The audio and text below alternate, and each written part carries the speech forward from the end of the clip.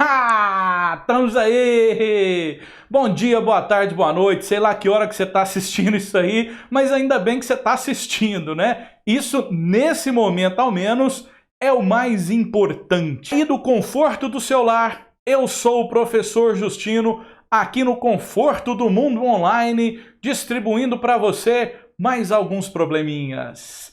Nesta aula de hoje, nós vamos continuar falando sobre o renascimento. Na outra aulinha, renascimento, primeira parte, acessa aí se você tiver curiosidade. Eu expliquei por que o renascimento chama renascimento. Hoje eu vou trabalhar com você mais um pouquinho sobre as visões de mundo que vão se erguer do renascimento e as visões que eram tipicamente do mundo medieval. E para isso eu já trouxe aqui os dois Justininhos. O Justininho renascentista e o Justininho medieval. E os dois vão hoje travar uma batalha. Será a batalha entre a visão teocêntrica, típica da Idade Média, tem aulinha aí também da Idade Média, e a visão antropocêntrica, que é típica da visão renascentista desse mundo moderno que começava a nascer. Tranquilo? É isso que nós vamos falar hoje. Algumas características do antropocentrismo e do teocentrismo. Vamos embora? Claro, com a ajuda dos Justininhos. Curte, compartilha, assina, entra no meu Instagram. Vamos ser amigos. Tô sozinho. Vamos embora. Então, olha aqui.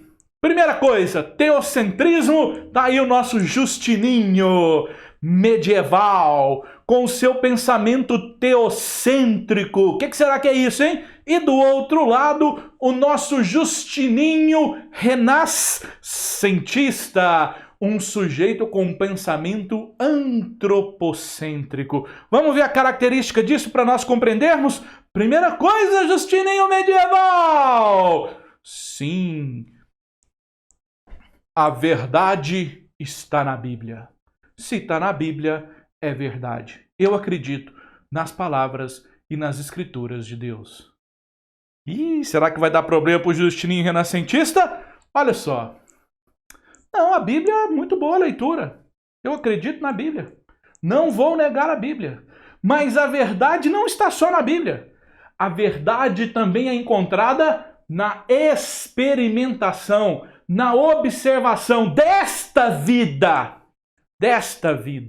Percebam que se nós formos lá na filosofia, nós vamos começar a ver aqui, um mundo aristotélico e um mundo platônico. Aqui o importante são as ideias. Aqui eu começo a valorizar também esse mundo de verdade onde eu vivo. Vamos lá, Justininho teocêntrico, próxima palavra é sua, manda aí para nós. Opa, fé. Eu tenho fé. Eu acredito. Se Deus disse, é verdade. Eu não questiono. Inclusive porque se eu questionar, é pecado. Eu não nego a fé. Mas as minhas ações devem ser guiadas também por um pensamento racional, inclusive a fé. A fé deve conjugar-se com a razão. E eu devo pensar em uma razão que me guie neste mundo em que eu estou, com princípios daquilo que vai começar a surgir, com princípios do cientificismo, com métodos, com escolhas.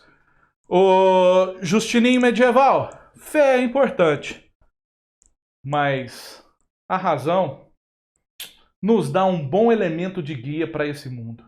E aí, Justininho medieval? A vida material, Justininho renascentista, não tem importância. Porque esta vida na Terra é uma vida de sofrimento. Aprenda isso, renascimento. Esta vida na Terra é uma vida de dor, de punição. A nossa verdadeira vida está lá, no céu, junto a Deus. E vai dar problema. Olha aqui o Justininho renascentista, ó. Cara, Deus é massa demais. Justininho medieval, Deus é massa demais. A gente não nega Deus, mas a vida terrena também tem importância. Afinal de contas, tudo que está aqui foi Deus que fez. Se Deus fez e construiu para nós, poxa, vou aproveitar o parque de diversão que Deus fez. Afinal de contas, se Ele fez, não é pecado. Começa a perceber? Tá vendo que o Justininho medieval, ele tem uma vida que está ligada mais às questões do depois da vida, enquanto o Justininho renascentista não nega Deus e nem a religião. Tanto que as obras renascentistas têm forte ligação com a religião. O que ele está contrapondo é a negação deste mundo que nós vivemos. Porque, afinal de contas, ele é o mundo de Deus. E para eu compreender este mundo feito por Deus, olha Aristóteles de novo, né? O primeiro motor. Para eu compreender esse mundo de Deus, eu não me basto pela fé. Eu me guio por uma razão. Eu me guio por um método que vai ser científico. Que mais? Olha, se Deus falou, eu aceito. Se eu sou pobre, é porque Deus quis. Se eu sou feio, é porque Deus quis. E se Deus quis, eu aceito. Afinal de contas, eu vou ser feliz é depois dessa vida, não nessa vida. E o que será que o Justininho renascentista vai falar, hein? Pá! Tá aí, ó. Crença no progresso. Irmão medieval. Bacana esse negócio aí, você falando, tal, conformismo. Cara, mas nós estamos aqui para progredir. Deus fez esse mundo para nós aproveitarmos. Peraí, se eu nasci feio, vou dar uma arrumada. Se eu tenho técnica, se eu conheço, se eu invento, eu dou uma melhorada em mim. Não preciso morrer feio, só porque eu nasci feio. Se eu sou burro, eu vou estudar. Se eu sou pobre, eu vou enricar. Então Deus me deu os instrumentos. Olha a beleza de Deus. Deus não me mandou conformar. Deus me deu os instrumentos para progredir. Ih, tá vendo que a coisa vai se bambeando? Justininho medieval. A natureza é fonte do pecado. A natureza nos levou para a vida pecaminosa.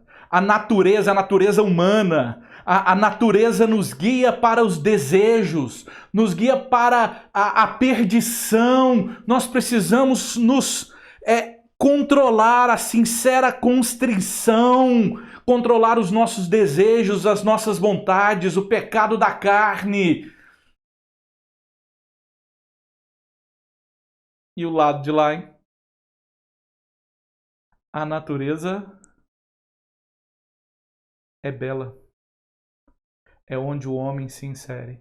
Se daqui, ó, a natureza é o pecado original que conduziu Adão e Eva a pecarem, a saírem do paraíso, é fonte de desejos, de coisas ruins, de levar um homem para um caminho que Deus não deseja.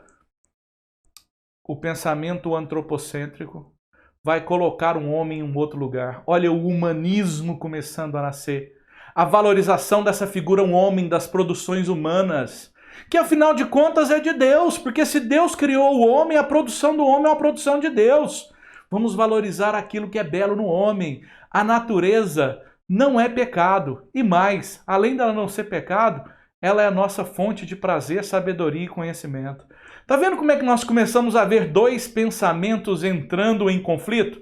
Agora, compreendam que este conflito não é só filosófico, mas também é político. Porque de um lado, você tem comerciantes que começam a crescer e se fortalecer. Do outro lado, nós temos uma medievalidade dos reis, do absolutismo, que começava a se enfraquecer, mas que ao mesmo tempo essa galera daqui precisava de proteção, precisava dos exércitos para comercializar e ganhar dinheiro. Esses aqui, por sua vez, precisavam dos impostos, que esses aqui pagavam. Então, nesse momento, há um certo equilíbrio de interesses, mesmo que essas ideias começam a se expandir. E no momento que isso se tornar inconciliável, não tem mais jeito de conciliar, pá! Revolução burguesa. Os burgueses derrubam o antigo regime. Eu queria só pensar um pouquinho sobre essa questão. Olha aqui, o Justininho olhando para cima. Talvez essa seja a grande ideia da medievalidade. Eu digo o seguinte, olha o tamanho de Deus. E o Justininho está olhando para Deus. Cadê o homem nessa história? Está aqui, ó. Esse é o mundo medieval. O homem existe? Sim. E Deus, olha o tamanzão. Por que o Justininho está olhando para cima? Porque a vida aqui, material, dos prazeres terrenos, do contato, da alegria, isso aqui não interessa, porque essa vida é de sofrimento. A sua alegria está junto a Deus na sua vida eterna. Então aqui, parceiro, sofre mesmo. Então como que no mundo medieval eu explico as questões da vida do homem? A partir de Deus. Entendeu? E no mundo renascentista? Eu desprezo Deus? Não! Olha Deus aí! As principais obras renascentistas têm Deus. Os deuses, eu vi essa cara. Tem Deus. Mas olha aqui como é que o homem melhorou, ó. Deu uma aumentada, hein? Ficou acima de Deus? Nunca. Tá um tiquinho de baixo, ó, mas já chegou perto, ó. Só que aqui a gente acrescenta mais um elemento. A natureza. E aí eu começo a pensar as questões da humanidade, não apenas dos homens e das mulheres, a partir de Deus, mas na relação com a natureza.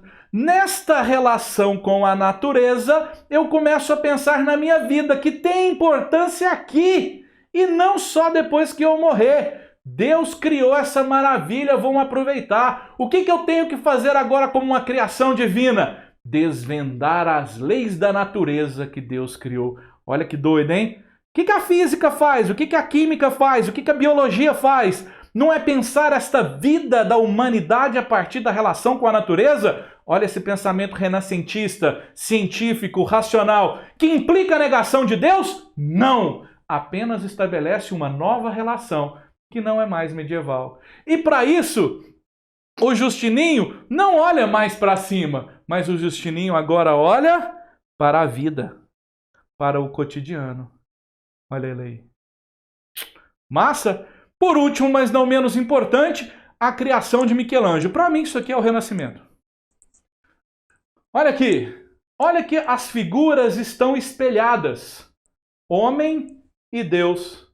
A imagem e semelhança. Mas Deus é o Criador, está acima.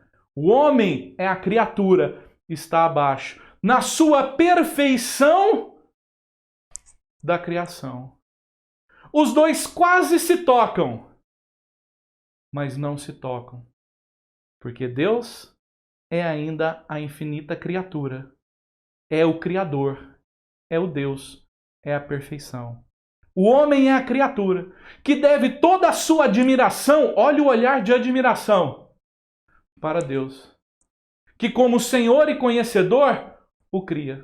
Mas depois que eu criei, segue e divirta-se. Aprenda como esse mundo é maravilhoso. Homem, seja livre para desfrutar das maravilhas que eu criei. Massa? Espero que vocês tenham gostado. Esse foi só mais um pouquinho do Renascimento. Obrigado a todos. Essa foi a segunda parte. Curte, compartilha, deixa aí os seus comentários. Me adiciona no Instagram. Beijo pra vocês. Deixa o like.